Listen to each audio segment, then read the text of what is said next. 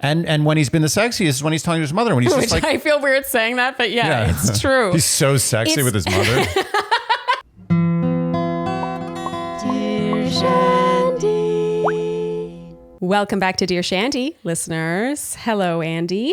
Hello. How are you today? I am unusually comfortable. Yeah, we see there's something different going on over there. Still red? Still red? It is still red. Yeah. And, oh, is it comfortable? My lower lumbar is singing. Singing. How lovely. A whole new chair.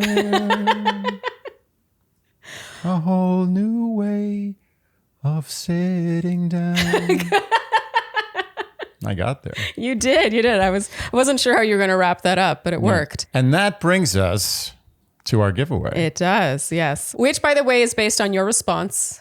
I didn't think anyone would want the chair, but a great deal of you actually, in fact, wanted the chair. Over 100 people want this chair. Yeah. And that's the people who spoke up. Mm-hmm. Not those people who are too ashamed to publicly ask for our uncomfortable chair. Yeah. So that brings us to our groundbreaking contest for the uncomfortable red chair. Yes. Which Andy has named. You scratch our back, we injure yours. Yes. The You Scratch Our Back, We Injure Yours giveaway, in which you can win our red chair, our former red chair. Not this red chair. This red chair's staying right here. Yeah. And so to enter this contest, you must live in the United States. Yes, first of only all. U.S. Yeah, we're not so strict with like the word watch, but this is a large item and we will be shipping it from here. So within the U.S. And to enter, we've decided, because we need Apple reviews. This is the You Scratch Our Back part. You must leave us a 5-star Apple Podcast review and then screenshot it and email that screenshot to us along with your name. And then you will be entered. And we will randomly select one of you for that red share. dearshandy at gmail.com. Yes. Oh, yes. Thank you. dearshandy at gmail.com. Is there anything else? Oh, yeah. If you've been so lovely to have already left one of those reviews, then you can just go back and screenshot the one you already left. Exactly. And it's possible that anyone who would want this chair has already left a 5-star iTunes review. I have to say the type of person that I imagine, the type of Shandy that I imagine wanting that red chair is the type of Shandy who I would like to think already left us a review. I agree. Yeah. The joke would be on us if we get 0 reviews. Because everyone's like, oh, here. Yeah. Our backs have already been scratched, basically. Yes. But we will injure yours. Yeah. Yes. Okay. And so that's that for that part of housekeeping. Is there any other housekeeping today? You guys like the housekeeping, so here we are doing it. And how do you like this chair? I mean, I've expressed how I feel about this chair. How do you feel about it? Is it good? You like it? It's obviously good. It's a good chair.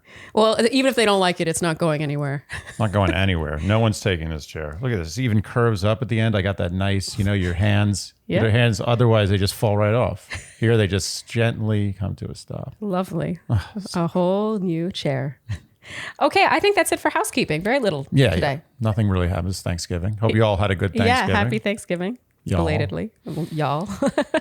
So with that, Andy, with that little bit of housekeeping, very little, an exciting giveaway. Yeah, it wasn't a heavy house. It was literally housekeeping. We need to get this chair out of the house. Help us. Shall we get to episode 7? Let's do it. Hometown week. How did we feel about this episode overall, Andy? Not that fun. Yeah, hometowns can be kind of sleepy, I find.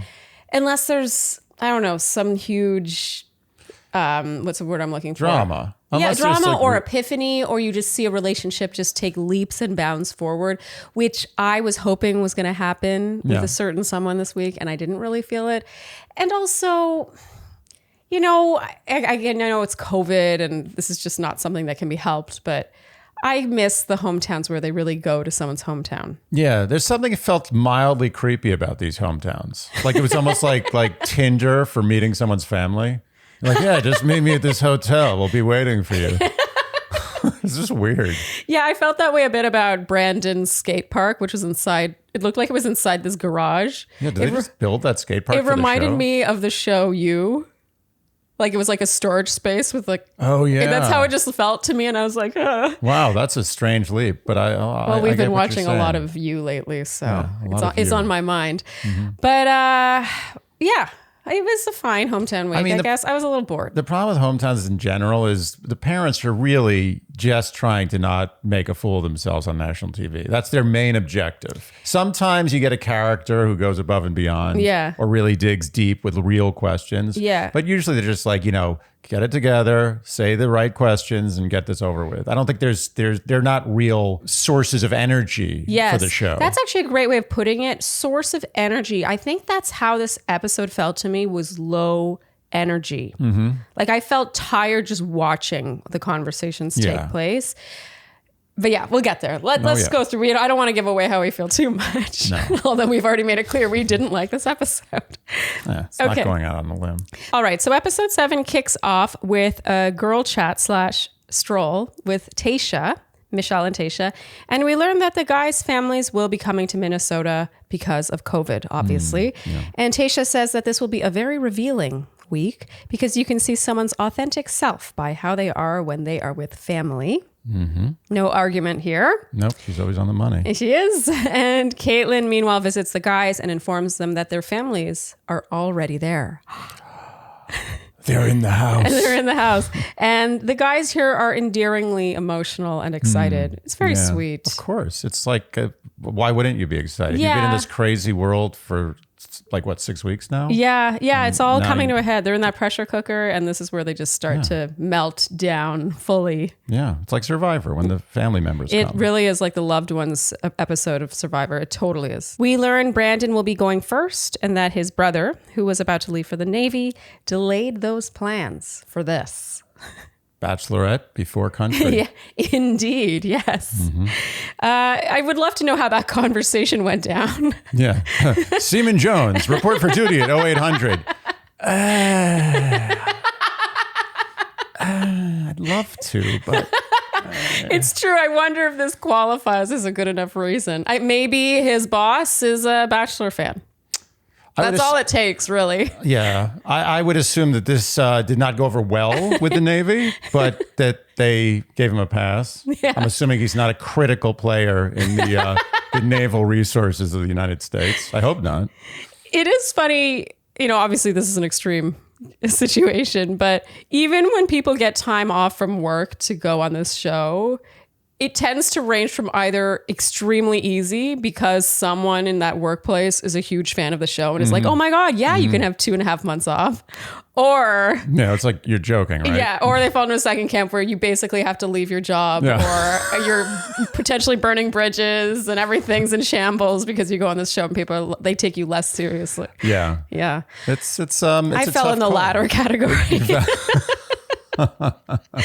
Okay, so it's now Brandon's hometown officially.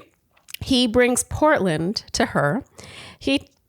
Apparently Portland is a skate park. That's it. The people of Portland are like, no, there's more. There's good coffee and parks. I feel like I always hear about the food in Portland. Yes, me too. I really want to go to Portland. Me too. I'm just putting that out there. Well, there's that show Portlandia. I've never seen that. Kind of put Portland on the map because TV. You need TV, otherwise no one knows about you. But it's a funny show. Canadian actor, your countryman. Who? Forget his name. Nice. Good talk, huh? So he takes her to a skate park, it was inside a garage of sorts, right? Yeah. I saw him lift the metal door. Strange situation. It turns out skateboarding is a huge part, not only of his life, but his entire family's. And I think we were all expecting now for Brandon to be amazing. But Brandon now falls a lot, messes up a lot. I actually thought this was super cute. Yeah. And I feel for him because oh my God, I would suck in that situation. I've been in that everyone's been in that situation. Like I'm a really good juggler actually. But anytime someone's like, oh, juggle stuff. Yeah. I can't do it. The fact that he performed so poorly under pressure here it really shot him up like 2 notches in my books because it means he's not a ham. Yeah. It says a lot about his personality that under pressure, he kind of crumbled. He feels shame. He's not a show off. He feels shame. He's one of us. It's very important to feel shame. Yep. Shame is a strong character trait. Yeah. Which also holds you back a lot in life. Yeah. It destroys your life and makes you more fun to hang out with. Yeah. That's exactly right.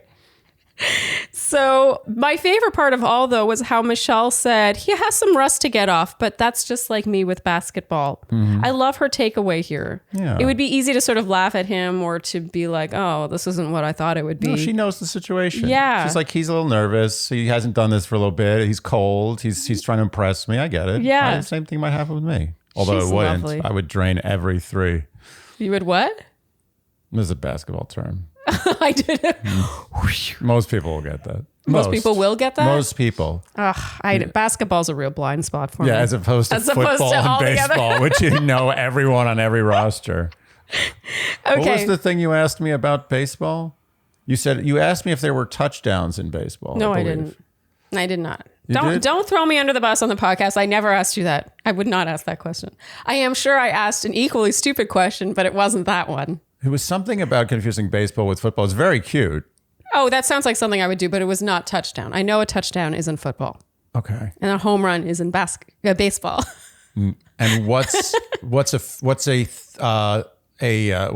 3-point shot?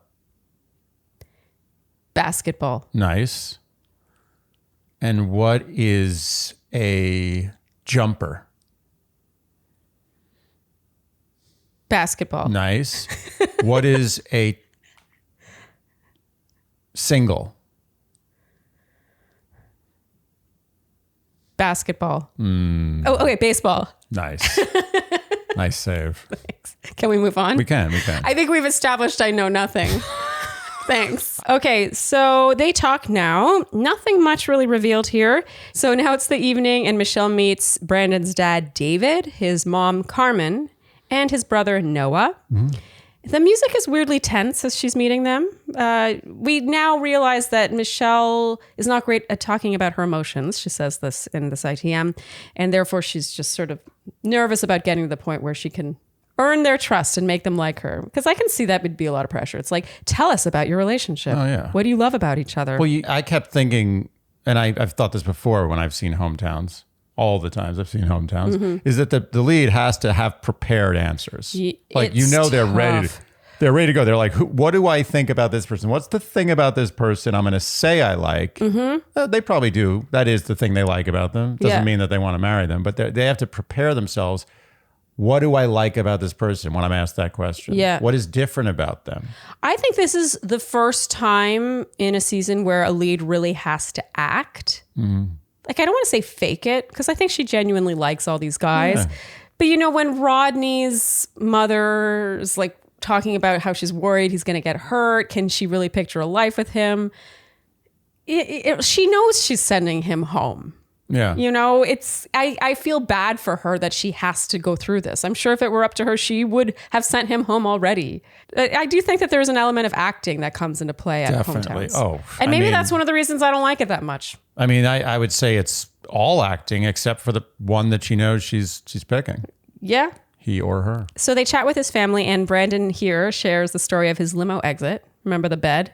Oh, yeah. Wanted you to see what it would be like waking next to me every morning. Mm-hmm, mm-hmm. And his family has a big reaction to this, which I also found very telling, similar to his inability to perform under pressure on the skateboard. His parents laugh sort of nervously and uncomfortably, like they're kind of embarrassed. And the brother is like, oh, like he kind of teases him, applauds and teases him at the same time. Mm-hmm. In other words, the feeling we get is that it's not normal behavior in this family. Like they do have shame. Yeah. That's a good point. Yes. It's a good point. Okay, so now Michelle talks to Noah. Noah straight up says that he's skeptical. He's that sibling, yay. He reveals that Brandon has not had great relationships in the past, and he asks what sets Brandon apart from the others. And she says she's never had to question how much he's cared for her.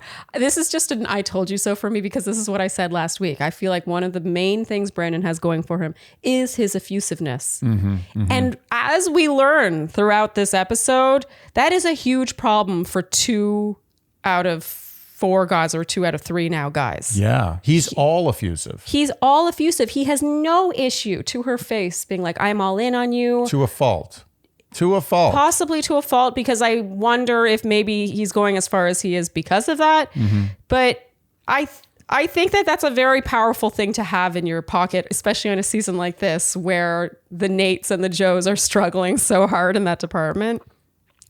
And she says she's never had to question how much he's cared for her, and that with Brandon, there's, quote, a little piece or a little spark that's just different. Mm. And he asks if she can see herself with him for the rest of her life. And she says, I can 100% be honest with you and sit here and say yes. That's a long way of saying yes. Yeah, that's a big yes. Okay, now Brandon chats with his mother, and she asks what he sees in her. He says the way she holds herself, her strength. She's one of the strongest women I have ever met aside from you. She made me realize what I've been truly missing in this world. Again, I just have to point out how effusive he is, even here with his own mother. All effusive, all the time. I love how expressive he is. Yeah. And it's easy to take for granted on any other season, but on this season... Oh, yeah. He stands out big time. I kind of wish that Brandon's hometown was a little later in the episode, just as a palate cleanser, because having Joe's and Nate's dates back to back was a little exhausting. Yeah. So now Michelle chats with Brandon's extremely young looking father, David. Crazy. I could not believe how young looking he is. He could pass for 30. It's freakish. And now we know where Brandon gets his baby face. I could not get over this. Yeah. It's a genetic thing. They bond here over their love of fishing. And Michelle says in her ITM that she can picture their families hanging out, and that says a lot. And now Michelle chats with his mom. Carmen says that Brandon is not a player or an actor. That seems to be our takeaway from this I would agree with that. Yeah. And Michelle says she truly loves the person he is. And in general, his mother seems terrified to be on TV. We were kind of getting a kick out of this. She always seemed like a bit of a deer in headlights, but it was cute. It is. Also endearing. It made me like her more. No, absolutely. Of course. I mean, you should be terrified. You shouldn't feel super comfortable in this scenario. Yeah. Something's wrong with you. That's true. That's true. I like watching the parents who are like right on the verge of having a complete meltdown. Yes. Like the whole time. You're just like, I feel like that would have been my mom. On this show. Yeah. If she agreed to do it, which would have taken a lot of cajoling. You say cajoling? A lot of cajoling. Nice word. It's a good one. Yeah. Not used enough. And as they depart, Michelle says in her ITM that she has never met a significant other's family where she could so instantly see how their families could mesh together. And I have to admit, she's right. Out of all the families, you could see them all getting together. They did seem to have a nice rapport. Yep. And now they chat outside. Michelle tells Brandon that she's falling for him. I wrote right on schedule. Yes, not a minute late. And during multiple zoom in shots here of them making out, I asked you, Andy, if there was anything you had to say. At this point, you were strolling around. I was. You were bored. You were very bored on this date. Yeah. You said nothing. This was the most boring thing I've ever seen in my life. It's up there. I got to say, on my second watch, as I was taking my notes, their makeout here was pretty solid. Mm-hmm. They have good makeouts. They have a good makeout. She likes his face. Yeah. You get the sense she wants more where these makeouts come from. Well, I'm not saying anything. And now Brandon says, I truly, as a human being, want it to be me more than anything else in this entire world. And Andy, you said, as a human, what does that mean? Yeah, like, as an armadillo, there is nothing I like more than long walks in the desert. I don't understand what he's talking about. Yeah, as a human being. Yeah, it somehow means more. Yeah, like, I'd like to get to the bottom of that. You said, Andy, Brandon has the rare talent of speaking in boring hyperbole. He needs to work on his hyperbole. If he's going to go hyperbole all the time, it's got to land harder. Okay. It's got to mean something. It's got to mean more. Because I've seen that guy get as excited about an ice cream truck as I would be about meeting aliens from outer space. So you got to pick your hyperbole wisely. Yeah. Okay. Carefully. Okay. How did you sleep last night, Andy? Dry. People underestimate the power of a good bed sheet. It's functional. It's functional. It helps you sleep better. Yeah. It's texture and temperature regulation. Yeah. Those are the two main things you should be thinking about. People always say that. And softness. Oh, texture is softness. How else could I? That's true. That's true. Okay. So texture and temperature regulation. Those are the two big ones. Yeah. And Cozy Earth nails both of them. Yeah. And I can speak from personal experience, and you as a casualty of my personal experience, that I don't sweat in bed anymore. It's made a big difference for your night sweats. And even if I didn't sweat, wouldn't you want a sheet that if sweating was going to be something that could happen, you'd want it not to be there? Also worth noting, Cozy Earth has been on Oprah's favorite things list for many years now. Ooh. Their sheets. And Oprah, I mean, let's be honest, she has her pick of the litter when it comes to bed sheets. She's got to be careful. She could just pick any bed sheet. True. Also, these sheets are made with viscose from bamboo. So I don't think I need to tell you all how much more sustainable bamboo is versus other. It's very important to us. Anyway, it's important. It is. And it's soft. It's so soft. So soft. And as a result, they have thousands of 5-star reviews. Including ours. Yes. Can't be wrong. That many reviews cannot be wrong. It can't. Yep. It can be only mostly right. So this holiday season, give the gift that will be appreciated every single night. Cozy Earth sheets. And now our listeners, the Shandies, can save 35% on Cozy Earth bedding and loungewear. Go to cozyearth.com and use our promo code Shandy to save 35%. So hurry, that's 35% off at cozyearth.com. Enter code Shandy. Cozyearth.com. So holiday season is a time of joy, but also a time of anxiety. Yes, stress. Yeah. Overwhelmedness. Yeah. Not that I know or anything. Oh, we all know. I mean, whether it's about, who and how many people to get gifts for, or just isolation during the holidays. A lot of people, with the pandemic, it's not the easiest holiday season, nor was last holiday season. But there is a place you can go to get helped. Get better helped. Yes, to get helped better than you have been being helped. Nice. Yes. So of course we're talking about BetterHelp, which we love because we're big fans of anything mental health awareness here at Dear Shandy. And BetterHelp is a fantastic platform where you are matched with a therapist. You fill out a questionnaire. Yeah. And also, if you don't like that therapist you get matched with, you can pick another one. Yeah, they make it very pain-free to find the right match. And I do think that's really important. Big deal. Very hard to do in real life. Yes. The success of your therapy, I think, has a lot to do with the match you find. So they make that part pretty painless. You can actually text with your therapist. Text your therapist. Yep. Big deal. And it also eliminates that element of friction of actually going to a place to be with a human, like in a room, and talk about your problems. That's true. And in that sense, it's actually cheaper than traditional in-person therapy because it is done online. Yeah. But all the therapists are licensed, by the way. Yep, absolutely. No hacks. No hacks. No scrubs. No scrubs. It's not a crisis line, nor is it self-help. It is professional therapy done securely online. So join the over 2 million people who have taken control of their mental health. We have a special offer for the Shandies. Get 10% off your first month of therapy when you go to betterhelp.com/Shandy. So that's BetterHelp, HELP.com/Shandy. Rodney's hometown now. He seems mega nervous. He's sort of laughing uncontrollably. Such a laughing. It's a heavy laughing going on. He takes her apple picking. And apparently there's an apple only grown in Minnesota called First Kiss. And he does apple tasting with her. And I guess he puts apple in dips. Dipping it. She correctly guesses butterscotch versus caramel. That's pretty. I mean, I don't know if everyone could do that. Yeah, that's okay. That's pretty impressive, I guess. I think. What is butterscotch? Butterscotch taste? No, butterscotch does taste a lot different than caramel. Not that different. They're pretty similar. I'm gonna have to do a taste test myself. I'm forgetting. But I am fully down with having this taste test. Yeah, I'm pretty confident I can tell the difference. But anyway, we'll get to that later. So she's blindfolded for this, and he says one more, and then goes in for a kiss. And Andy, you were not into this. You said they've already done that. I mean, the guy's got 6 weeks to come up with a new apple material. So I was sitting in his room all night. Can't think of one more apple joke. Yeah. Like he's going right. It's the same exact thing he did the first time. Well, it's not even him. It's what she did. He was blindfolded and she said one more and then she went in for the kiss with him. So maybe he was giving back to her what so she'd he given was to him. stealing her joke. It's even worse. Okay.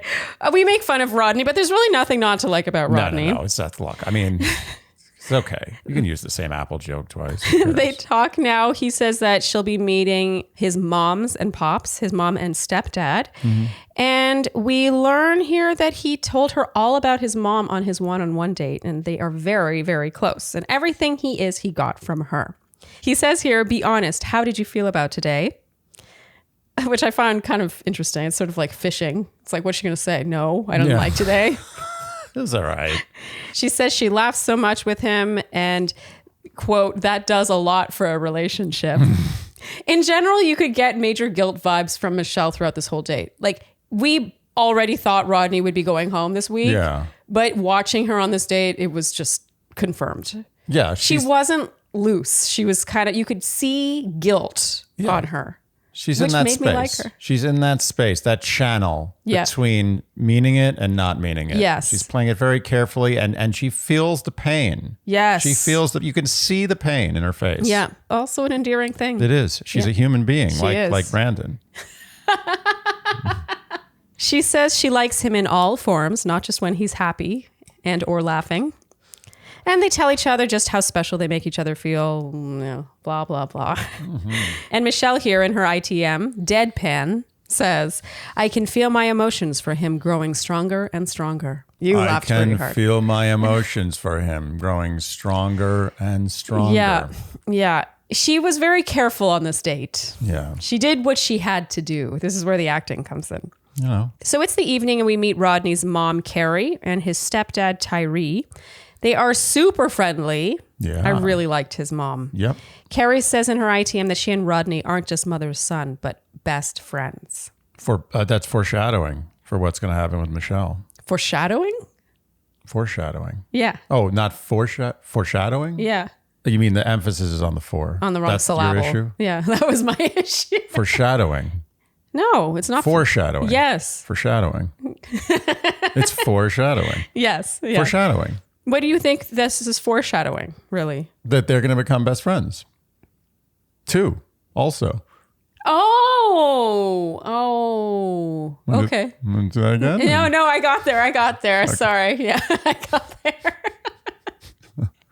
Yeah, I was not catching, having a rough time this morning. Yeah. So his mom asks Michelle to talk about what the connection here is. And Michelle says that they bonded over feeling like overlooked underdogs. Michelle chats with Carrie alone now, and Carrie asks what sets him apart. And Michelle says it's his playfulness and that she doesn't laugh as hard with anyone else. And then his mom says, that's great. He's a jokester, but he's also very lovable. And Michelle says, oh, yes. He's a good balance. That's not my favorite thing in the world when people do that. Well, it's like when a couple's trying to figure out a restaurant to go to dinner. Yeah. And, the guy's like, I want to go wherever you want to go. And she's like, oh, let's try that new Italian place. And the guy's like, oh, you don't want Chinese? Yeah. I also hate that. Yeah. Not my favorite thing in the world, but she's clearly a very loving mother and wants to make sure that her son is loved not only for his jokesteriness, but his lovableness, I suppose. Yes. He's also lovable. And she's like, more jokester, let's be honest. Carrie says that she's afraid Rodney will get heartbroken, and she asks Michelle if she can actually picture a life with him. Mm-hmm. Michelle's answer is amazing. Speaking of prepared answers, do we think that she said this on the spot? Because it was so good that I was like... No, I think she went to sleep and she was in bed. I could just picture her. She's like, what am I going to say? What am I going to say? It's like, I got it. And she went to sleep peacefully. She says that it's all about the small moments. And if she thinks about a life with someone where their flights are canceled and they're stuck at the airport for 5 hours, who would she want to do that with? And she says, Rodney. Yeah, but just in an airport, not in a home that we lived in together. What a good answer. Such a carefully crafted beautiful. answer. And honest. Advanced level. And honest. Yeah. She doesn't lie. Rodney's the airport guy. He's the guy you get stuck in the airport with. Yep. Everyone has a purpose. Fun. Yeah. Have fun. It's a good time. Yep. You can't make out. You can't sit in an airport making out. You got to have fun. Yeah. Rodney's the guy to be stuck in an airport with. Absolutely. So Rodney now sits down with his mom, and we marveled here at how different he is with her. Yeah. we saw a different side to Rodney. We saw, I think, the real Rodney. We saw the real Rodney, the side that doesn't hide behind laughter. No, he was dead serious. Yes. And dare I say, sexy? Way sexier. Yes. Rodney's got to ditch the laughter. The funny thing about Rodney is he's actually funny. Yeah. I could tell he's a funny guy. Yeah. But the laughter becomes nervous energy when it's too like, Yeah, it's a nervous laugh. Yeah. He just don't let you know what when he's been the funniest is when he's said something funny and had a deadpan. Yes. And when he's been the sexiest is when he's talking to his mother when he's just like I feel weird saying that, but yeah. It's true. He's so sexy with his mother. Yeah. It's so true, but it's like we saw him power down. Like instead of being like all revved, it's like do. He's relaxed. He's gone back to his like his ground level. Yes. He is real Rodney. Yep. Talking without nervous laughter. Mm-hmm. Without nervous energy. He just seemed the most manly here. I gotta be honest. I've been dissing Rodney totally lovingly. With love. Yeah. With love for a long time. But if I, as a woman, had to be in a long-term relationship, I'm not talking like 2 years. I'm talking like 30 years. Yeah. I go Rodney. Oh, I think he'd be a great partner. Yeah, I go Rodney. Yeah. If I want to roll in the hay for a year or two, I'm looking at Joe all the way. Joe? All right, Joe. Yeah. Rolling in the hay? After this week? Oh, we'll get there. Wait a minute. I've changed my mind. Whoa. Whoa. All I hear every episode is how hot Joe is. And Joe now suddenly I'm wrong for wanting to have sex with Joe? No, I'm not saying Joe isn't hot, but I spent a lot of this episode analyzing kissing chemistry with Joe. Right. And I've really... Nayte? Can I choose Nayte? Oh, yeah. Listen, Nayte and Joe is a toss-up for me. With Nayte is through the roof. I would go... Then fine, I'll go Nayte. Okay. My point is that if I had a year, I go Nayte or Joe. Mm-hmm. If I had 50 years, I go Rodney. Yes. Oh, I absolutely. And if I had 15 minutes, I go Brandon. And it's a hot 15. I'll tell you right now. He tells his mom that Michelle is kind and caring and has the biggest heart, and he's falling in love with her. Mm-hmm. And just in general, this conversation made me realize how much he relies on being that goofy guy out in the world. Yeah. Yeah. Which I don't hold against him. I get it. I'm a goofy guy out in the world. You are. Yeah. Okay, they chat outside now, and he says he's definitely falling in love with her. She deftly doesn't answer this because tied into his saying he's falling in love with her, he says, oh, this is really uncomfortable for me. I'm not good at this. She focuses on that. She laughs along with him saying that about it being foreign for him to express his feelings, which is artful. She's expert level. It's almost disturbing. Like she basically was like, Rodney, I'm not. You're getting booted this episode, but watch my work. It's funny you say that because the next line I have here is you. I said, Andy, watching them kiss. You said Michelle is extraordinarily good at faking it. Yeah, I've never seen anyone better. Really, in all my many seasons. No, but seriously, she is excellent. She without being kind of sick about it. Yeah, it's not sick. Yeah. It's natural. She has an ability, and it's fooled me. Like, I have to really look at details to figure out what's going on. It's like you have to be a detective with her. Yeah. Where in the past, it's just like they're just shameless about it. Mm-hmm. It's like they just throw them stock lines and they're like, oh, whatever, I'm going to make people think that I'm in love with this guy. Yeah. Michelle is thinking about them. She's thinking about the producers, and she's thinking about the audience. She has three eyes working at once. Yeah. Brilliant. She's very good. Very good. Okay, Michelle here says, with your mom, the apple doesn't fall far from the tree. No, that's slow. It's slow. I have a hard time with slow claps never accelerating. It feels like the slow clap is meant to accelerate. No. No, that doesn't exist. That's only in the movies. A slow clap is slow until the end, and then it just stops. Stops whenever you want. But it stays the same slow rhythm. And here, while they're kissing, Andy, you said, notice how her leg is crossed away. And we thought this was a big sign, but then we looked at the other kisses with the other guys, and it turns out that her leg is always crossed away. Not with Nayte. Really? Only with Joe. I'm not sure about this. I'm pretty sure. Okay. I'm pretty sure. Okay. Well, if you're right, or wrong. I'm going to insert it right here and we can just watch it. Okay. So here's Brandon. Here is Rodney. Mm-hmm. Here's Joe. Mm-hmm. And here's Nayte. We'll see whether I'm right or you're right. I think I'm right. We'll see. Okay.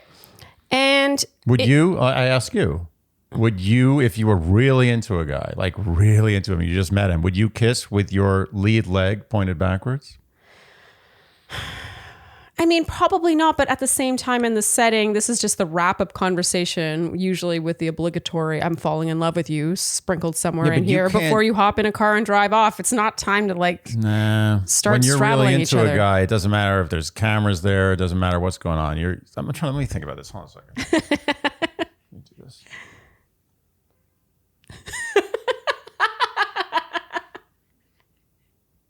What was that? Oh, hold on a second. It's a chin grab. Now let me just taking notes from Nayte. Yeah, I don't. No, this doesn't feel right. Okay. I wouldn't do this with someone I really was passionate about. Okay. All right. I'll file that away. Thank you. Mm-hmm.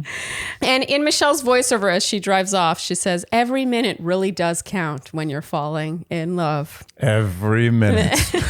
What does that mean? What does that even mean? It means nothing. It means nothing. It means nothing. Yeah. It only means something if you're on a show that has literally a stopwatch going. Yes. Yeah. This whole date was a little intelligence insulting for me. Look, we all know. But she's very good. Rodney made it as far as any man could make it in his position. So I don't want to hold that against him. I mean, he's such a great guy. There's nothing. People suggested in some comments that I was dissing Rodney's looks. No, I think Rodney's I think really Rodney's a good-looking guy. Yeah. It's just Rodney has a thing. It's this thing. Yeah. I don't know how to put my finger on it. I just know Rodney's not winning the Bachelor. Yeah. Yeah. I just know. And that's it. That's not fair that people assume you're talking about looks. It's ridiculous. Since when do we ever judge anyone solely based on looks? I've never judged anyone. The closest that has come to happening is me continuing to love Joe because I just think he's so good looking. That's true. I mean, you are a lookist. You like I'm actually not a lookist. No, you're not. As a matter of fact, just to be perfectly fair, Sharleen has very strange taste. Huh? Okay, so next up we have Joe's hometown. Michelle says in a voiceover, sharing feelings for Joe doesn't come easy for Joe. Mm-hmm, and not to get another I told you so, but I did mention this last week. I do feel like that is what's holding Joe back. Yep. And it's interesting to watch how that unfolds on this date. But before I get ahead of myself, we have our first word watch. Ooh. Michelle says, one of our last big conversations was how he was learning to be vulnerable. She just can't resist. It took a while to get that first one though. She did. Yeah. Someone told her in production, she's like, take it easy on them. She meets him at his high school where he shows her around and reveals he was not great at math or science and he did not hang out at the library.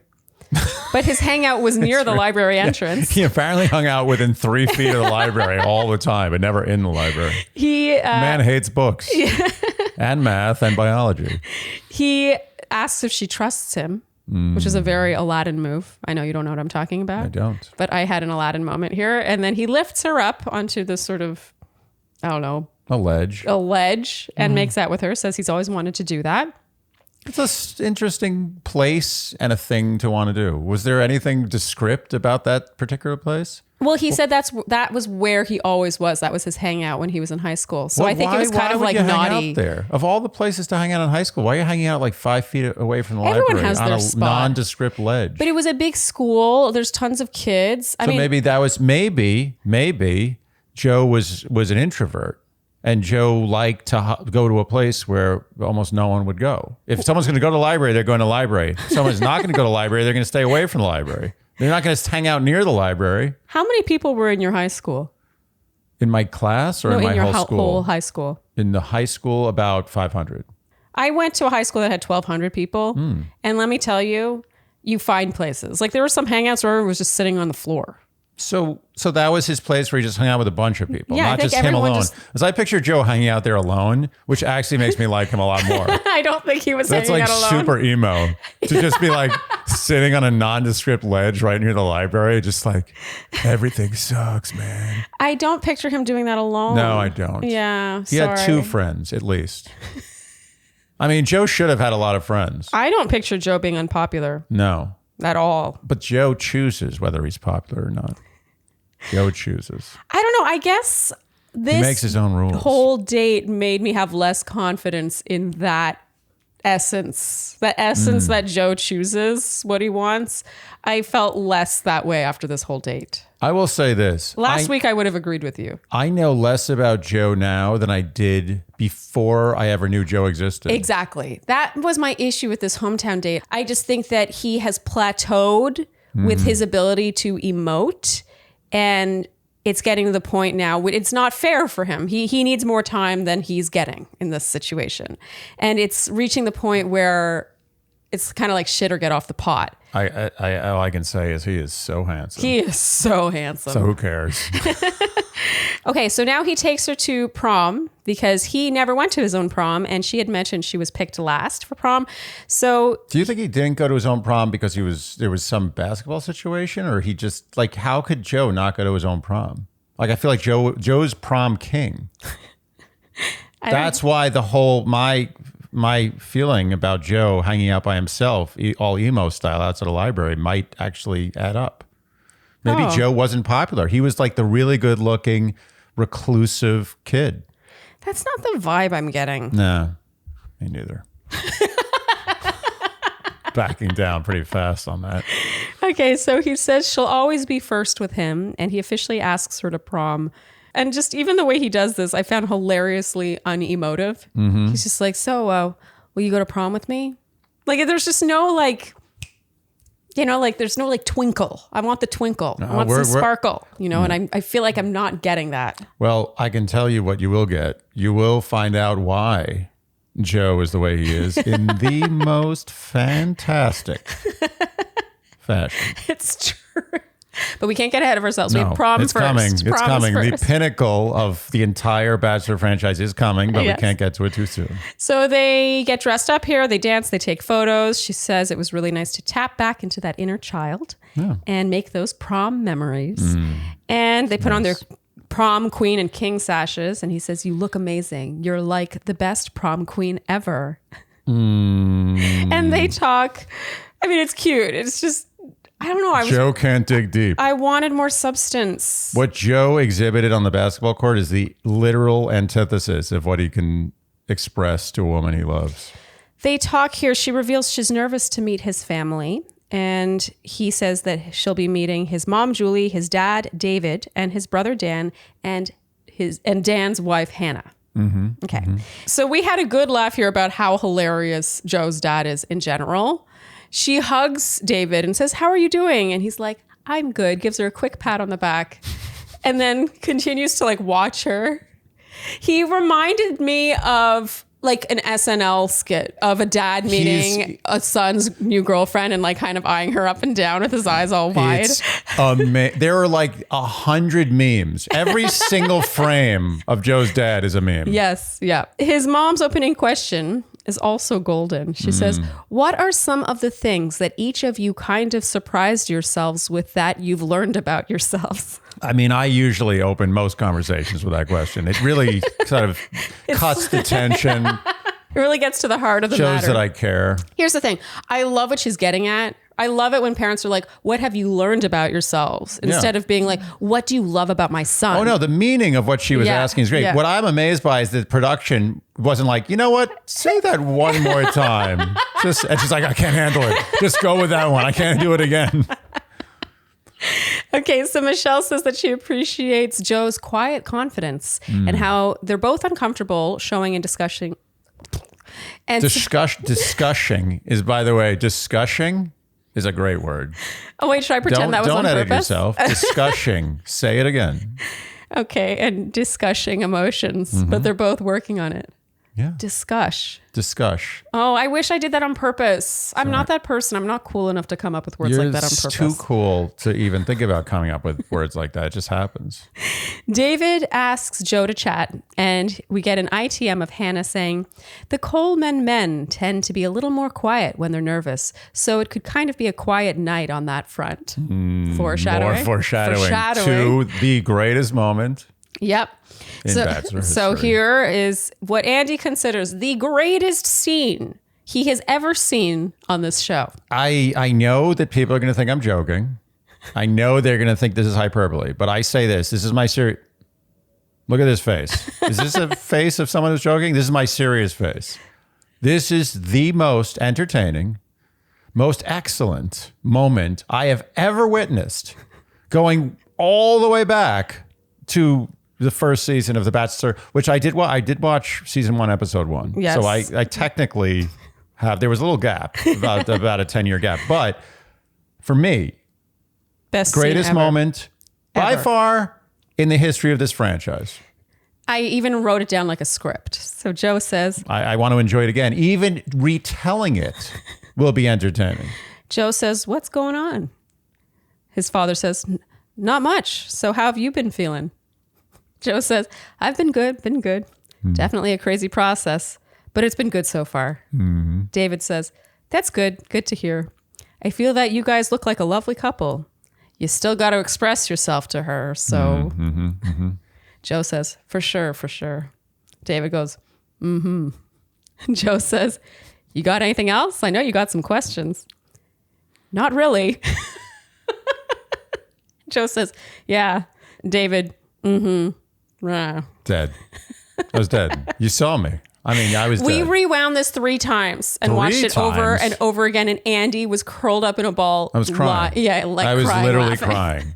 Anyone who was not laughing hysterically about this, I question you. So He was basically, first, we can't just let this has to be talked about. yes.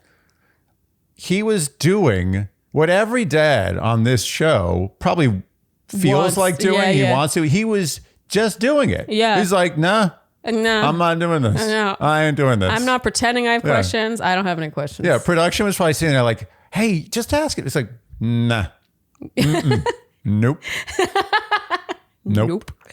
My favorite part was the clock ticking in the background. In real time. In real time. Not a joke. What's funny is the first time I watched it, I was like, oh my God, the powers that be added a clock ticking sound to drive home the fact that this is such a dry conversation. But actually, you could see the ticking of the grandfather clock behind David. This was cinema verite. This was real, powerful film. Incredible. Andy, you said I only want to see him for the rest of this episode. I don't want to see, and I'm done. I know Nate's winning. I know what's going to happen. I want to see David sat down and asked about his emotions for an hour once a week for 3 months. Michelle chats with Joe's mom now, and she shares how Joe opened up on that date, that one-on-one date, and shared about his injuries. And his mom said that was pretty much a big deal because he didn't express much to even her at the time.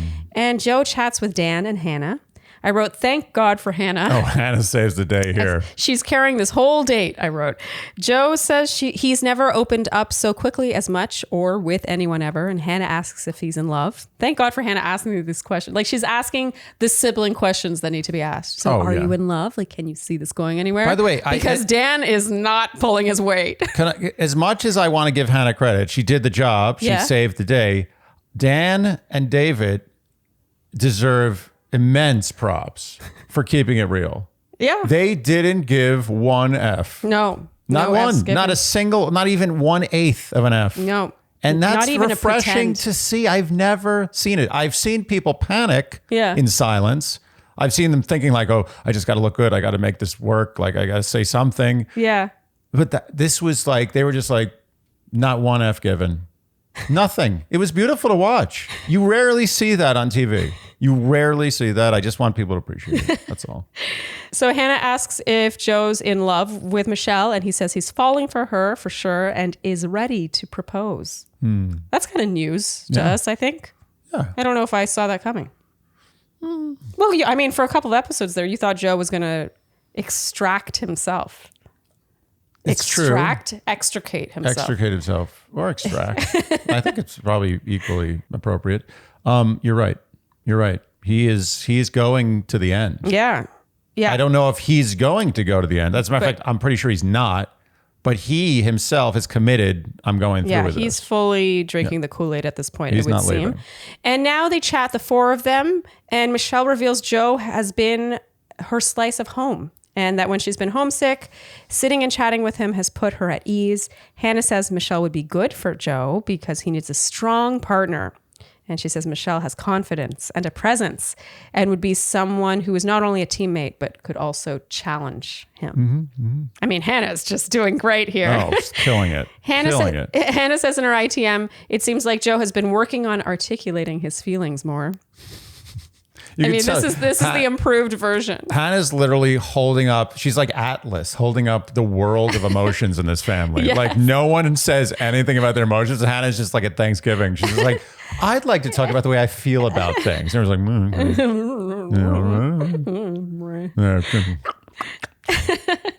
She says she can see Michelle has been pushing Joe and bringing a lot of energy, speaking of the word energy, to their partnership. And that would be really great for him. Yeah.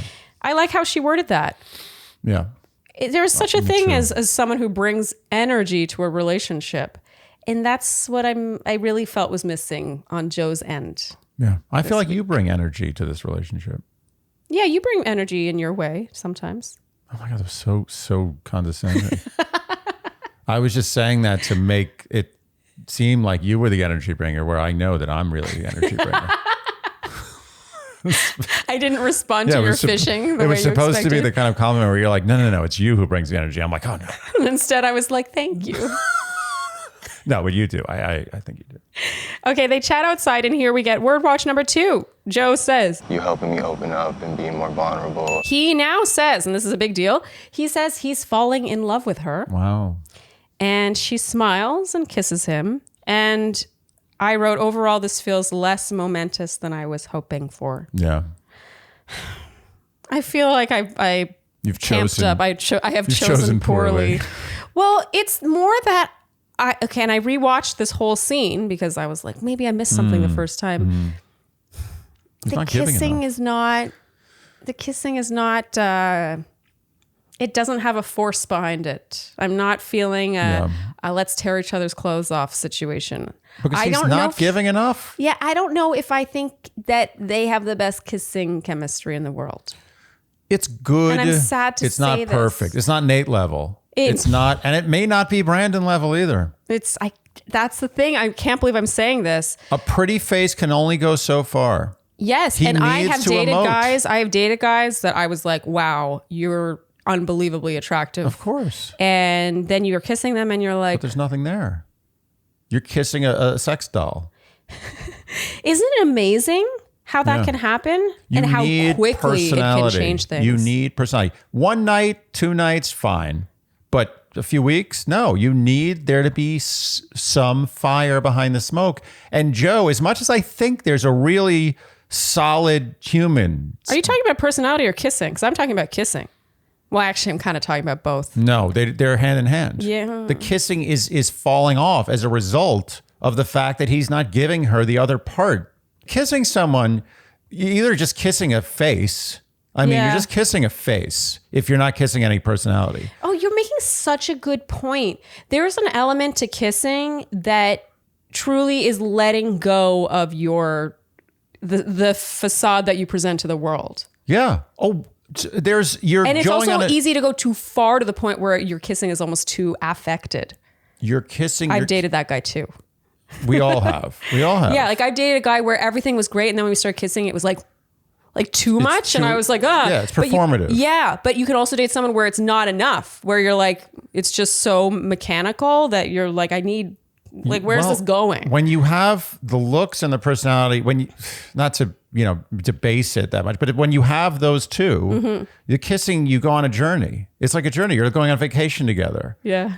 When you have just the face, it's like you eat something, you eat pizza, you get sick of pizza. You like eating 3-4 slices. You're like, I'm done. Yeah. I don't want any more pizza. Yeah. This is a journey. This is vacation. This is an activity. You're going on an adventure. Yeah. That's what she doesn't have with Joe. She just has the pizza. She enjoys pizza. Yeah. And she eats a few slices, but it's over. And it's not the kind of passion you show when you're on a fantastic vacation. Yeah. Like go too far with that? No, I followed along for the most part. Yeah. What I find interesting with the kissing with Joe is that she immediately every single time, she immediately puts her hands on his face. And I think she's trying to show him. Oh, she's putting the hands where he should be putting the hands. Yeah, I do, you do. Like, watch what I do. She's trying to lead by example. She doesn't do this necessarily with Brandon or Nayte. It's almost they're kissing and his hands are just like down, or he has one on her knee. And so she's like, she tries to take it to that next level. Yeah. You know, I'm so bummed. I'm bummed too. Look, Joe is so good looking. He's so handsome. So handsome. But that only goes so far. Your mom and I talked about how handsome he was for like a solid 10 minutes at Thanksgiving dinner. Oh yeah. That was pretty much the highlight of our Thanksgiving dinner was me listening to you guys like just gush over Joe. Yeah. And I respect that. But as I've said before, like Joe is making himself just a pretty face. And I'm angry because I know that there's a lot more Joe there. Yeah. Well, it's hard for him to access it. And we all know why. Because look at his dad. Amazing. But also, I mean, let's give his dad credit. I mean, I enjoyed his dad as a comedic He's destroyed Joe's life, but he is an absolute genius. I want to see more of him. I want to see a spinoff. Bring back Joe's father. Joe, in his ITM, says, there's a lot going on in my heart right now. I can't even put it into words, which I feel like sums it up. Yeah, he can't put it into words. He can't verbalize it. It's sad. It's sad. He's handicapped. It's like you're trapped. Yeah. You're trapped in a bubble. Oh, okay. I wrote here. I quoted myself. Nice. I, at the time, said, he's so unemotive that it's becoming problematic for me. And Andy, you said it's cartoonish. He's like that Key and Peele sketch where Key is interviewing Peele as a college football player. We went out there today. We gave 110%. We executed play by play and things went our way. 110%. Note that he's also an athlete. He is. Oh, yeah. I thought about that more than once. That maybe he's used to that because let's be honest. They bonded over this. He was D1. Like he was interviewed many times and he probably had to give that speech. Maybe he got too used to about the talking 110% like that he gave. gave. We gave 110%. We executed. We things went our way. Offense, defense, ball, basket, running, guard, defense, 110%. Get used to that after a while. Yeah. I mean, I don't think that's a coincidence. And Michelle and him did bond over that early in the season. Yeah. About how he was struggling to show his emotions because I think his coach had just passed away. Yeah. And she was like, I know that the athlete mentality is you don't show your emotions. Nope. That's true. It's all gone too far. coming together. He's gone too far. Speaking of 110%, I cannot tell you, what are we, like 45 minutes into this? I'm so comfortable. I've never been more comfortable. Good. And as her car drives away, this part broke me. I was so sad watching this. Joe has a huge beaming smile inside of him, and he kind of like censors it.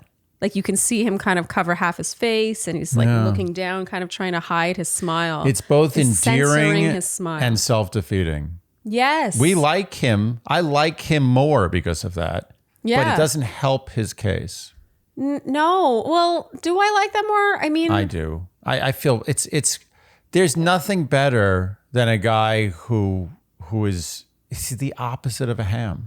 Yes, but I think it's to a point where I want him to feel his feelings. Like it's too much. It's so the opposite of a ham that he's like on the other side of the planet. No, I agree with you. For me, I enjoy it more. But for him, it's worse. Yeah, I guess I see your point. I would rather watch someone like Joe who is censoring his own smile on TV. Yeah, it's real. That's a real person. That's a genuine thing. No, you're right. Oh God, of course we're married. We're so married. Yeah, that is something that I appreciate too. But for me, I want Joe to feel his feelings. America wants that. You know what else America wants? They want the father to show true interest and really rise above and say like, I care and I'm going to ask detailed questions. But we got Dave. Yeah. And Dave is a genius. A genius. You know, oh my God, so much is coming full circle because we talked about how he's in therapy now. You know, it's nice to know that he's working on these things. But he's in therapy because he has to control his ghosting. Let's be clear about that.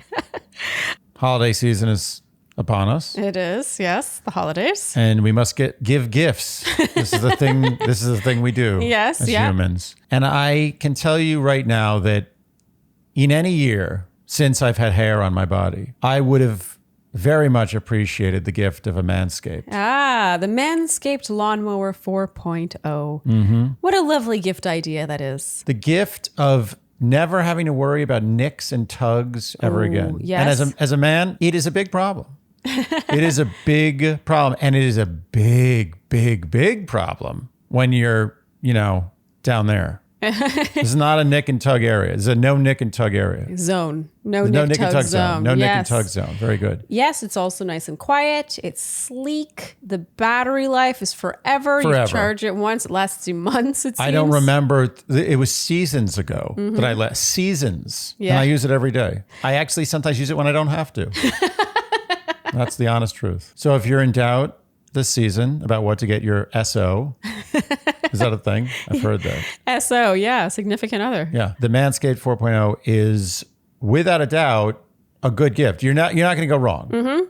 Like at the very worst, he's going to be like, thank you. This is good. This is going to be good for me. It's the kind of gift that keeps on giving. Like they appreciate it more as time passes when they best realize kinds. how much of an upgrade it is from whatever they were using. People underestimate that. It's not the initial value, the initial surprise, the initial joy from giving a gift. It's the long term. It's when 6 months down the road, someone's like, you know what?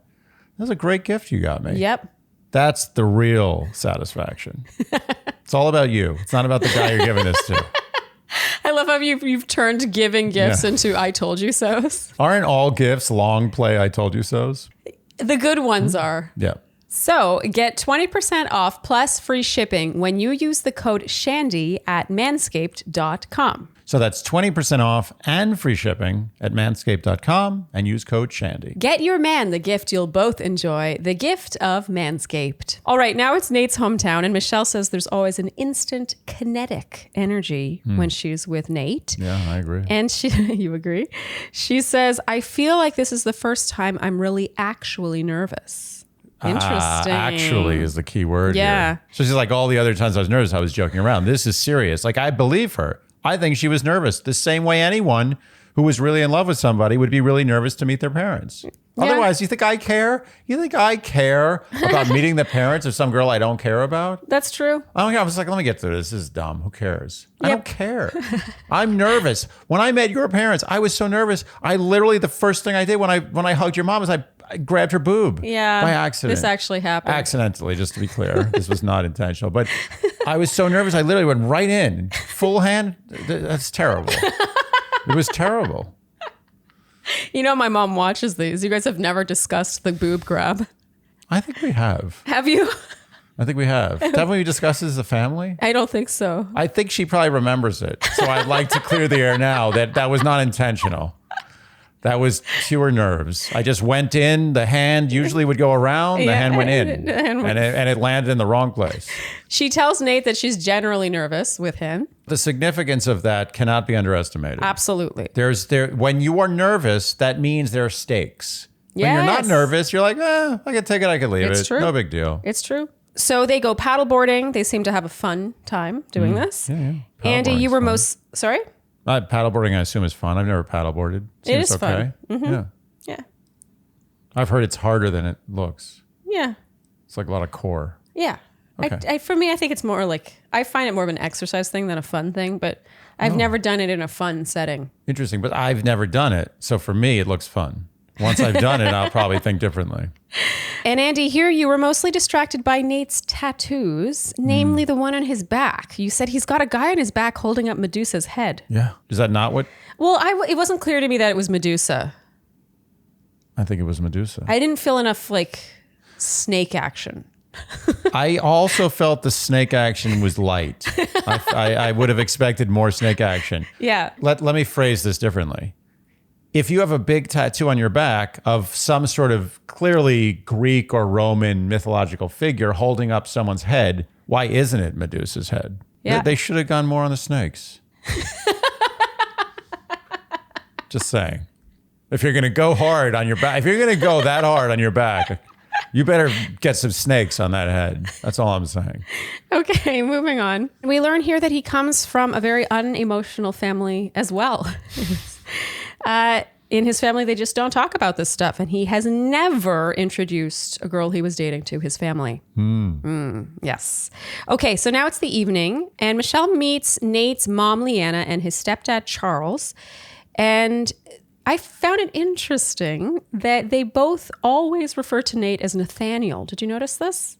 I felt like this was very formal. Yeah, I felt like it was almost a microcosm for this date as a whole. Was this formality that they have with him? Agreed. It almost feels like something out of like a Quaker, like Quakers. Yeah.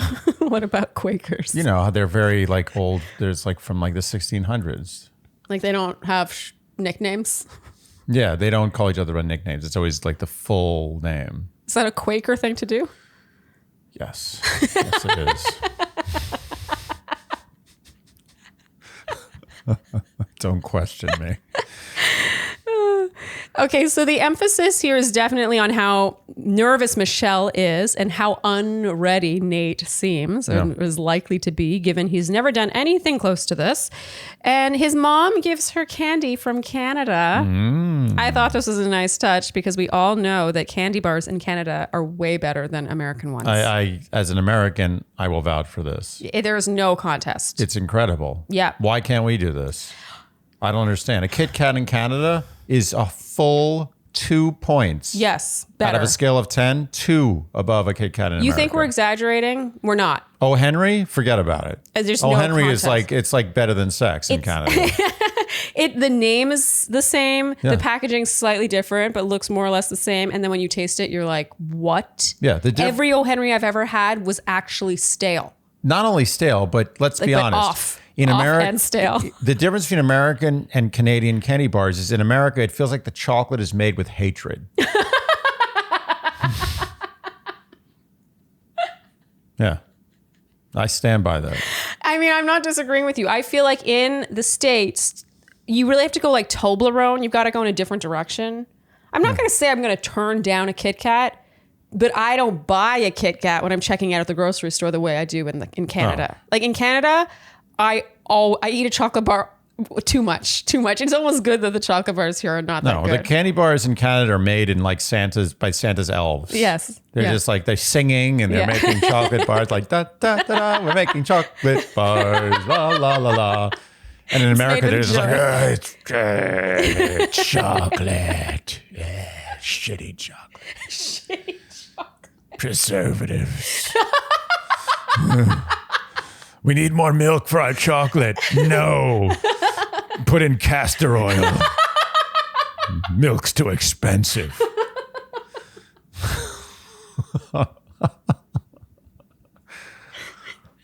It's really how it tastes. Yeah, it's not far from the truth. We'll move on. His mom has a very impressive Canadian accent. Oh, yeah. Very strong. We get in a boot very quickly. We get a very quick about. It's not a boot. It's about. About. About. About. About. About. No, you're going a boat. It's about. It's a boat. So they chat as a group and they reveal to Nayte's mom and stepdad that he got that first impression rose, which I think parents always want to hear. Oh, yeah. Everyone wants to hear that. And Michelle chats with Leanna now, Nayte's mom. And Leanna asks what it is about Nayte. And Michelle says that they connect on so many different levels. They can talk intellectual things and then jump into being playful. And his mother asks if she's expecting an engagement. You can see where this is going. Tellingly, Michelle says that she's going to do what feels right. I thought that was interesting. Yeah. She didn't say she was looking for an engagement. I did notice that. Leanna says she doesn't want Nayte to feel pressured. She is worried that he's been swept up in everything and emphasizes that this is new territory for him and that he's never been in a situation where he's wanted to go further in a relationship, has never wanted to make it a forever thing. Now, Nayte chats with his mom and he says it's weird to do this because they have never talked about this stuff. And he's glowing with excitement and it just feels like she's not that excited for him. No. Doesn't feel like that at all. Look, do I necessarily think Nayte's ready to get engaged at the end of this? No, not necessarily. But for parents who never once talked to him about this stuff, or at least didn't set the stage for him to feel comfortable to talk about Johnny it, clearly. come lately. right? Yeah. Now you're suddenly all about you seem deciding his future. Yeah, it seems like Stay out of it. It seems like they have a lot of strong opinions over how ready he may or may not be and what he recognizes as being legitimate, considering he's never brought anyone home before. It's ridiculous. I don't know. I was annoyed. I was a little legitimately annoyed. Yeah, Stay out of his business. I felt a little protective of him. Yeah, you can't suddenly come in the bottom of the 9th inning and think that you're managing the team. Leanna asks if Nayte could actually feel ready to propose at the end of this. He says he feels like he's headed in that direction, but he's not there yet. Yeah. And the emphasis here is on how he doesn't do things he doesn't want to do. I believe it. His mother expresses concern about the bubble, the speed of things, and whether or not their relationship could survive in the real world. Yeah, sure. Okay. Why not? Michelle chats with Charles now, and Charles says he's never seen Nayte smile like this before. And Michelle asks if he has ever opened up to his family about his love life, if Nayte has. And Charles says no. He says Nayte hasn't been in love before and doesn't know the difference between being in love and being married or being engaged. He says one's a feeling and one is a commitment. And Michelle asks if he thinks Nayte could get to the point where he could be ready for an engagement. And while this is weirdly edited, the gist is that Charles does not think that Nayte could get to that point. Yeah. And he says he's trying to protect both of them because he doesn't want Michelle either to get to the end and realize that Nayte is not there with her. Okay, so Nayte now talks to Charles. And this is a moving scene, honestly, to see two men sit down and finally express their feelings of affection for each other after a lifetime of bottling it up. It's kind of insane that these two actually first express their true love for each other on The Bachelorette. Well, do we think that it's an accident? You know, Nate's been in this pressure cooker, the emotional pressure cooker. He's at peak emotions right now.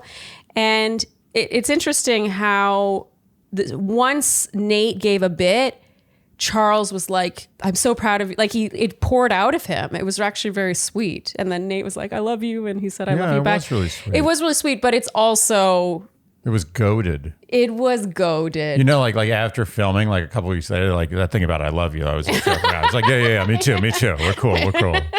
Yeah. Do I think this happened 100% organically and not because of the environment or because of production or whatever? No.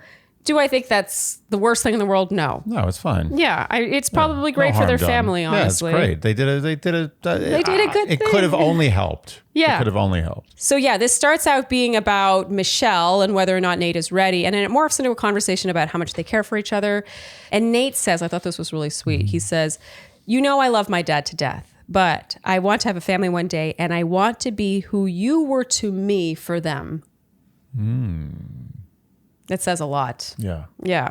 And Nayte is crying here and says it's crazy. They've never talked about this stuff before. And his ITM is extremely moving. He says it was supposed to be about introducing Michelle to his family, but it actually turned into a conversation about his whole family dynamic. And he says there's all these emotions he didn't know he had. And he buries his face in his jacket here and cries. Very sweet. It is sweet. It's touching. It is touching. Yeah. And here we get our third word watch. Nayte says, First time I've ever been vulnerable about feelings with my mom. 2 out of 3 word watches so far, not Michelle. Yes. Good point. Good point. She has infected them. Yes. The virus is spreading exponentially. And after they leave, his mom and stepdad say she's mature and ready, but they're not sure if he's quite there. Okay. Whatever. They have strong opinions considering this is the first time they've ever talked about it with him, but what do I know? Okay, now they chat outside and Nayte tells her about how he and Charles told each other they loved each other for the first time. And he says, look at you bringing family together. It's like he is lighter after this happens. Yeah. You notice that? It's lovely. Nayte is winning. There isn't a ton of romance shown here. The state definitely ends with a heavy feeling of whether or not Nayte could be ready. Which they need to do because otherwise it's obvious he's winning. And now we have our fourth word watch. Michelle says, I don't know how you continue to be vulnerable if you feel like someone might take off. All right, so now it's the next day. We get a quick visit from Bree and Serena. Not a ton revealed here. Michelle says her biggest fear was ending up with someone who wasn't willing to give her as much as she was willing to give them. And she's been consistent with this throughout the season, I think. Yeah. They're lovely, but Yeah. Nothing new. Big fan of both of them. Yeah, but yeah. Not really much happening there. Yeah. And now we have our rose ceremony finally. Michelle says she wanted clarity that week and she got it, but not in the way she necessarily wanted or expected. And Andy, here is where you said that next week's word watch should be Clarity. Yes. We heard clarity a lot in this episode. Yeah. Many of you wanted the next word watch word to be soulmate. Oh, is that? I didn't notice that. Yeah, a lot of comments said that. Soulmate. But we don't take requests for word watch words. Don't tell us what's a word watch. Yeah, the show tells us. So clarity it is for next week. Yep. And should I tell them again how to do that? Yeah, go ahead. Okay. So in case you're new around here, the word watch, if you want to play the game to win a Hello Tushy Bidet. Yes, then you can comment either below this recap or on the Instagram post for this recap, predicting how many times you think the word clarity will be uttered in episode 8. Wow, we're really getting along. Yes, so that's not Men Tell All, that's episode 8. Yes, not Men Tell All. Which it might be a hybrid episode, actually. It might be half at Men Tell All, half episode 8. We don't know. Either but way. if it is a hybrid episode, it will count. If it's not, if it's just Men Tell All, it doesn't count. Wait, so what if they say clarity in Men Tell All and... This is okay. I'm going to say no Men Tell All clarity. Okay. So it has to be in the episode itself. Has to be in the episode. Okay, so if there is an episode, a hybrid episode, then that episode counts. If there isn't a hybrid episode, then it's the next episode. Okay. Which we'll remind you about. It's the most complicated word watch ever. But Men Tell All does screw things up. Yes, it does. But the word clarity has to be uttered in episode 8, basically when the plot moves forward. Yeah. And if you guess correctly, you will be entered in a draw, and then we will select one name randomly, and that person will win a Hello Tushy Bidet. You must submit your guesses by this Friday at 11:59 p.m. Only with a numeral. And only with The a numeral. numeral. Yes. Okay, so the vibe is very tense and dramatic at this rose ceremony. I wrote that there is a life or death soundtrack playing. And getting roses are Brandon, Nayte, and Joe. And going home is Rodney. Are we surprised, Andy? Rodney went from low-level hitman to primary villain hitman to hero. Hero, Great yes. arc. Yeah. He should be very happy with himself. That's as good as you're going to get on the show. Yeah. Where you have so little control over your own edit. He got as good as you can get. He won. He was the real winner. With no baggage. He's got nothing to worry about now. And a lifelong friendship with Michelle. She walks him out and really emphasizes to him that he is enough. I thought this was very sweet. She says, I know you have felt like an underdog, but I want you to know that it's not like you were missing something. She says, everything that makes up Rodney is so special. And this ends really amicably. And Andy, you felt extra confident about their lifelong friendship. Yep. I stand by. Yeah. And now we see a preview of Men Tell All, Monday, December 6th. They also show an extended preview. It felt kind of long for the next Bachelor season. Yeah. I always find it interesting when they do this. It's like the season isn't over yet. And they're like, but wait, look, told his interest. This is going to be good. They just keep you. It's like a fish. You just keep it on the hook. Yep. Keep it on the hook. Don't let too much slack happen there. You got to keep it on the hook. And that brings us to the end of this episode, Andy. The word watch. There were a total of 4 vulnerables. That's like way under the over-under. Yeah, 10 fewer than last week. Yeah. And how many correct guesses were there overall? Only 21. Only 21. Yeah, people were really guessing high. Yeah, Understandably. totally. And the winner this week of a Hello Tushy Bidet is Justin Davis. Congratulations. A man. Yay. Well done. This is a first. A man gets to have a clean tush. Yeah, and men probably need it more than women, I would guess. I would hope. I don't know. Justin Davis, to claim your prize, please email us by this Friday at midnight, and we will get that out in the mail to you.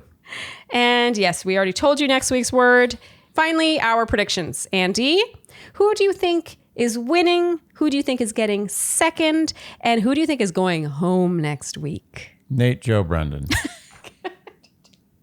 I have to pace this out with my graphics. Sorry. Okay, let's do that again. Who is winning? Nayte. Okay. And do you want to add anything to that? I have felt that from the first impression rose onwards, I have felt strongly about Nayte. Okay, so I finally had to jump the Joe ship. Understood. This is with a heavy heart that I do this because I really love Joe and I really loved their connection, their basketball connection. But I'm starting to feel like even when Joe does get emotional, it's lacking what I feel Michelle needs. Like it's just, it feels kind of like it's all a little subdued. It was his to win. He had it. Joe, this was his game to win. And he but it's in his nature to not emote enough for Michelle. And that's what sunk him. Okay, so I have 2 reasons for finally putting Nayte in my top spot. And again, it is with a heavy heart. I really clung on to Joe for a while. Yeah. But I felt that with Nayte, we needed a dip. We couldn't just have him going steamrolling ahead to the end. Like our front runner needed to have something that gave us all pause.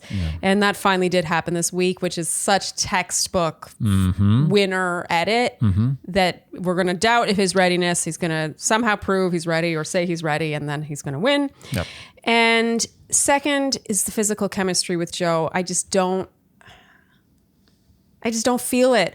I felt it after that really emotional one-on-one date at dinner, but I thought it would grow from there. But that to this day was still the best, most emotionally driven kiss. Yeah. I'm not getting enough like hands on each other, like wanting to eat each other. Like there's just not enough like, yeah. It's just like. It's good pizza. It's not a nice vacation. Yeah. And I'm bummed because I want it to be right. I can admit it. I mean, you still may be right, but chances are you're not. So Andy, in your second spot, you said Joe? Obviously. Okay, so Joe's in your second spot. Joe is still in my second spot. I still haven't bumped Brandon up, even though I have to admit.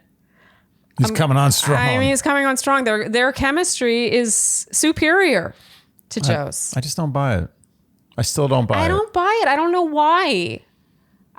Maybe we're making each other not buy it. We're just watching with each other and we both don't buy it, so we make each other not buy it even more.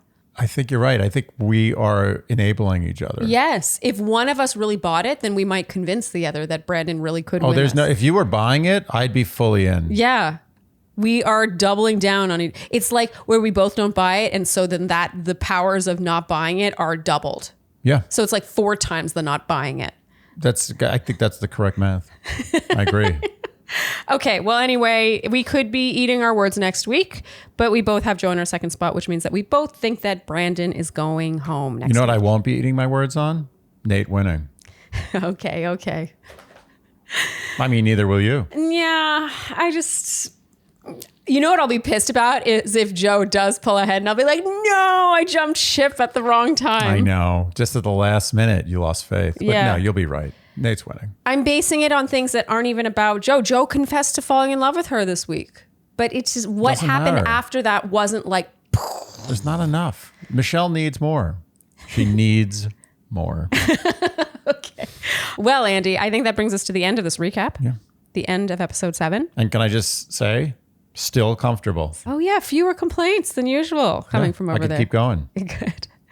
So yes, the You Scratch Our Back Will Injure Yours giveaways going on. So a reminder, if you'd like to win our extremely uncomfortable red chair, I cannot believe we're doing this. But attractive. Yeah, very cute. Enter by leaving us a 5-star review and screenshotting that and emailing us, and you will be automatically entered. And we will randomly select one of you within the US and ship it to you. It's better to look good than to feel good.